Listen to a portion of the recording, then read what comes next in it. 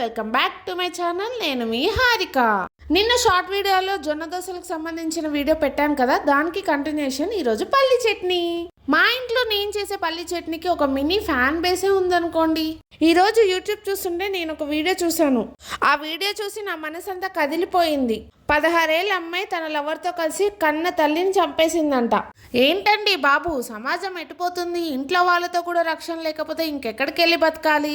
ఇంకా వీడియోలోకి వచ్చేస్తే పల్లీలు పచ్చిమిర్చిని ఆయిల్లో ఫ్రై చేసుకొని చిన్నులపాయ జీలకర్ర కల్లుప్పు వేసుకొని మిక్సీ పట్టేసుకోవాలి. మీన్ వైల్ పోపు కూడా వేసుకొని చల్లారి పెట్టుకోవాలి. నేను ఎడిటింగ్ చేసేటప్పుడు చూశాను. నేను మిక్సీ పడుతుండే మా బాబు నన్నే చూస్తున్నాడని చెప్పి నేను మీ అందరినీ ఒక పొడుపు కథ అడుగుదాం అనుకుంటున్నాను. దానికి ఆన్సర్ మీకు తెలిస్తే నాకు కమెంట్ బాక్స్ లో చెప్పండి. పెద్దది కాదు, చిన్నది కాదు, వేడిది కాదు, చల్లది కాదు, తినలేరు తాగలేరు, కానీ ప్రతి ఒక్కరి ఇంట్లో ఉంటుంది. ఏంటది?